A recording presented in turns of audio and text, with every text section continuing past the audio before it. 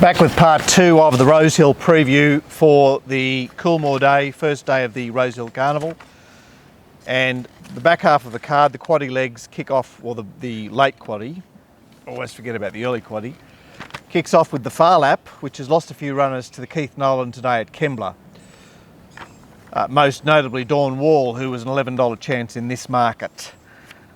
$2.45 Fox Play, $8.50 Bazelle, $9.50 in Orbit, and then we're out to $12 Comic Set, $15 Aki Barber, $19 Rock and Swing, and I'm not sure if I can find another runner in the market. Next best $34 Redouble. So looks an honestly run Far Lap. This was the race that got Winks going again 2 years ago, after she'd been tailed up by First Seal in the Surround Stokes. Yep. And in this race, I've got French Fern holding her inside position, Pumpkin Pie going forward into Orbit on pace, Redouble pushing forward, Aki Barber on speed, and Fox Play sitting midfield, or looking for a position midfield. Comic Set, Rock and Swing, Bazelle thereabouts. On the spot is a wild card that has, on account of his short course form, could push forward, and I've got Zenalicious going back. Now, $2.45, or it'll be more like $2.30 Fox Play with the scratchings. What do you say about that price, Gord? All I'm saying is that everything just seems perfect for Fox Play. Except it's not Randwick. What price am I willing to take? Look, it's just all positive for me. It's T-Berry to Karen McAvoy. I'm loving Karen McAvoy at the moment. I love Barrier 11. Go Karen. Go Karen. There's gonna be pace on. It just looks to set up absolutely perfectly, and I think it's running against weak opposition as well. So, right, you can't see anything in the opposition. I suppose there is nothing. The only question mark was Dawn Wall. Yeah, who was coming back from 1800 to 15. Yeah. Yeah. Look, so you can talk about the others. I just can't see anything beating it. Comic Set is trained by Mick Kent, who I know you're going to say pen in brackets, but this guy is crafty. He's a trainer that you don't run your line through straight away. Beasel's been back to the trials, and I didn't mind his trial at all. Aki Barber had a decent win on this track before he got submitted himself to the Canterbury bias. And the other horse there's two other horses I want to mention. I thought Rock and Swing returned well, and Zenalicious has been hidden in 2 runs. But I mean, they're all bits and pieces. I mean, Fox Play, it's her race to lose again. It's a bit like Antonio Giuseppe. Lots of, it's just her and then $10 a field. Yeah, I mean, the most dynamic we've seen her is 1200 at Randwick, and there's a small possibility that she's better suited to a genuinely run 1200 metre race, but she's eminently likeable in so many ways here. Moving right along, we've got a very, very fat race here. It's race 7, there's 19 runners. Even Abby Marie has said, I'm coming to Sydney. She's scratched from her Flemington assignment. And we start with $4 and favourite Oh My Sword. $7 Dixie Blossoms. Glenn, we haven't got Glenn here to jump up and down and scream and yell and carry on. $10 Global Glamour. $10 La Bella Diosa. $14 the very, very consistent Melbourneite Silent Sedition. $19 In Her Time. Sorry, $18 Danish Twist, who got biased up the other day. $20 Den Magic. $23 Euro Angel. $26 Heavens Above. We haven't even got to $34 First Seal yet. Yeah, it's an amazing price, isn't it? Well, she has to run in this race first up, which is yuck. First up in a Group 1 is not ideal at all. But you're not going to lose at that price, are you? Because you know that it's a horse with ability and you're getting such gigantic odds. Don't lose on it. Yeah, she's had 3 trials now. Yeah. Obviously, Global Glamour will do some crashing here, and In Her Time will take advantage of the box seat. I think that's Daisy Doom will have to work forward from her wide gate, and Silent Sedition likewise. First Seal, I imagine, will be ridden conservatively from that gate. Thames Court will occupy a handy position, and others will do their best. But I mean, it's a game on race. There's no loafing here. Global Glamour will attempt to do what her stablemates did so well on Wednesday. Lord McCowan, supply and demand. It's not quite as easy when you're up at this level, but for a horse that ran 5 to 4 the other day, $10 is looking pretty appealing. I've got 2 equal top selections, which are Global Glamour and Ome Sword. So if I have them equally on top, obviously that price is seems pretty good to me. I think they're the 2 best horses in the race, and they've, other than First Seal, who has shown something in a sort of different lifetime pretty much, and he's first up over the 1500 metres, has a few question marks. These have actually had the run back. Love barrier 19 for Ome Sword. I'm sure plenty of people will poo-poo that. That's fine by me, and I love the fact that Global Glamour has what you have recently renamed the Leaders Draw there, Mark.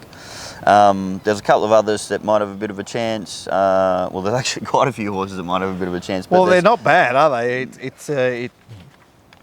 There's plenty. There is plenty.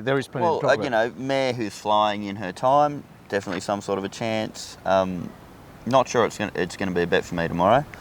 I was reasonably keen on Euro Angel last start. I thought it was quite nice. Got to be even keener now that Robert's riding. Yeah, we'll see. Massively disappointed that particular situation, but Glenn also said that it had plenty of improvement from the yard as well, so I thought that was a fairly decent run that it could springboard off. Is it as good as these other good ones? I don't think so. So pretty keen on backing Global Glamour and Ome Sword. I'll obviously be taking Global Glamour at 9 o'clock tomorrow morning, and I'll be waiting on Ome Sword to see if maybe I get a little bit more value later on. Yeah, it's easy to imagine that certain pros will target Global Glamour from that yard with that running style at that price. Jay Parter, Karen McAvoy. Karen. Hey, Karen. Any comment, Dixie Blossoms, who of course is second pick in the market? Well, I think Glenn's explained everything that happened in that dynamic win. Okay, but she did still go like a rocket. She still did win by 6.5 lengths. Just not for me. That kind of horse in this race, I'd want 20 to 1. Yeah, well, Ronnie won this race with Peeping 2 years ago. So this is a stronger race, but isn't it? Look, I guess so. Yeah. Look, First Seal, we've spoken about her. Dixie Blossoms, we've spoken about her. In her time is trucking along beautifully. She's got to go up to 1500, and she did have complete control the other day. Heavens Above, this is a more sympathetic race for her. Single Gaze was in the slow lane, I'd say, with or the slower lane with an unsuitable tempo. La Bella Diosa started shorter than Ome Sword the other day. Ome Sword started $10, La Bella Diosa started $9.50. They both raced on the rails in the run. It's the one I had a question mark about, because am I being too negative on the fact that it got the run on the fence? No. Look, I think did win the race. The only horse that you consider, despite the bias, is winners. Like the losers can suit themselves. Yep. Danish Twist has had a preparation here that is sly, because she's been so unsuited in her 2 runs back, and she's got a high profile. She's got to be in the mix. Silent Sedition has got a great record. Has only been unplaced once in her career, and she's run in all sorts of tough races.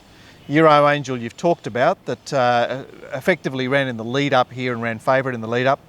Zanbar won the 1500 metre race, the Queen of the Turf, I think, not the Queen of the Turf, the 1500 metre mares race that flows on from this last year when she lost Kathy. She raced against the bias the other day. I know she got beaten a long way, but she ran second in that race. Yeah. $61 seems excessive. Abby Marie is what's from that Sly stable, I'd suggest that she is a very talented mare, and I'm scared of her. Den Magic, pretty much what you see is what you get, but she's sort of honest, and I'm not going to worry about the bottom three. Cracking race, 7, 4, 14, 3. Race 8, the penultimate, 1500 metres again, and where are we starting? $5 Dibiani, $6 Arod, $6.50 He's Our Rocky, $8.50 It's Somewhat, $12 Cylinder Beach, $13 Tester Shadow and Singing. I missed $10 New Tipperary, and $20 next pick is Floodlight. It's one of the Floodlight's another of these French. O'Shea Godolphin horses. Anything in this one, Gord? I don't Floodlight? think so. No. Well, yeah, no, I'm not keen. I'm actually keen on the other O'Shea horse. It's Somewhat. Last prep came out on a heavy track. Came fourth by 2 lengths to Harakai. Le Romain only had the 1,000 metre trial. This time in it's had 3 trials, 800, 1,050, 1,030. They were all fine. Seems like that's a fairly decent platform to be running a good race here, I think. Particularly with the contrast between the first up run last preparation and its first up run this preparation, and I'm getting a price to find out. The other one that I am keen on due to the fact it was in the wrong part of the track last start is New Tipperary, who can definitely springboard from its first start back to its second start back, and obviously was clearly in the wrong part of the track last start. Second up, 3 starts, 3 wins. Has it reached its level? You know, I mean, that's the question mark. Yeah. Well, it's got a couple of ways it can go, hasn't it? I mean, we're asking it to do quite extraordinary things in sharpish races. Of course, it got to a staying distance last preparation in its second preparation. Yeah. So, you know, it's no pox on it to lose this race tomorrow and still have future prospects. It's a collection that does your head in a bit, really. Well, it's this thing about those horses that were in the right part of the track. Well, Arod, Arod certainly had assistance first up, and but it looked quite strong late. Looked quite nice late. But I have to be against it on that on the bias basis last start. And this He's Our Rocky, who won back-to-back races at Randwick last year, and then turned up and won 3 straight races at Corville, culminating in the Toorak. Hasn't featured in 2 runs back. Pen job. Well, not only is it Melbourne form, but it's actually not been doing anything in Melbourne really. So yeah, of course I'm against it. Dibiani, I have to give it a Guernsey. It had a problem there the other day in the Winx Polo Stakes. 27 starts, 2 wins. Oh, it's a good horse. It's a very, very good horse. I tell you what I actually do have on top, Gord, is a left fielder. It's the Queenslander, Cylinder Beach. I've only seen this once, ages ago. Look, it's just that he's got that racing style that will go up in grade. He's got Glyn. He's had 1 run back off a short break. In fact, he's won 3 of his 4 runs back from a Derby preparation. And it just seems to be one of those races that anything goes a bit. Yeah. I mean, I had a few looks at No Doubt. Singing seems an interesting runner and interestingly priced. Sort of hard in the market there.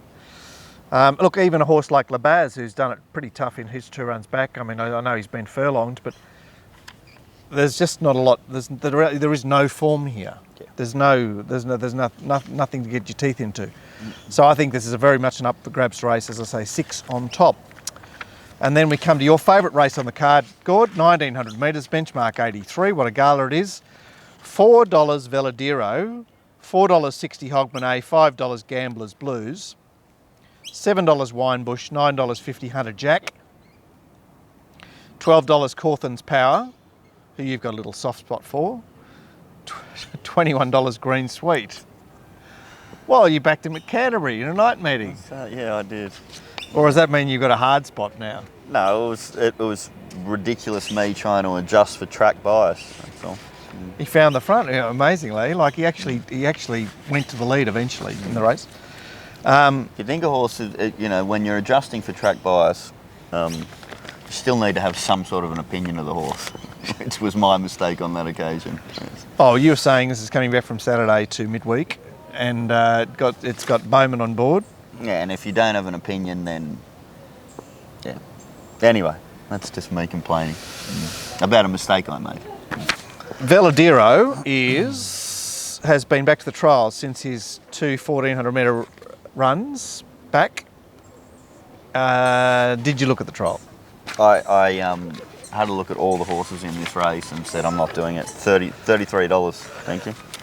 It's just rubbish. It's a good lark, isn't it? Getting money for nothing. I know, it's fantastic. Anyway, look, Gamblers Blues and Hunter Jack, the stablemates. I noticed Gamblers Blues in the Wellington Cup on Sunday, so he may be reserved for that. But they're going to be on speed. Hogmanay will more than likely take it up, and Veladero has to push on for a position. It's a little bit of a tricky start, the 1900, not a long run to the first turn. Cawthon's Power settles midfield. And my horse of interest is a 3-year-old. It's number 10 Winebush. Been racing against 3-year-olds. We saw what Improvido did in the Guineas last week, and Winebush is... And not only that, he actually has an SP over Veladero in a past life, who is the favourite. So Winebush, third up. It's had an 1800 metre run. It's B. McDougall to K. McAvoy, and there it is. Voila. Hogmanay is finally back to Rosehill. He's unbeaten at Rosehill. 2 runs. It was only it was the only one I sort of, because didn't he hand up the lead easily or something like that? Or Hogmanay to Dark Eyes. Something went wrong. I was expecting it to be ridden differently last start. Well, it was Bowman, so he is apt to hand up. Yeah. Look, he's had his distance run now, and as I say, he's back to Rosehill, and he's back with his winning rider, James Ennis Jr. But certainly hard enough in the market there.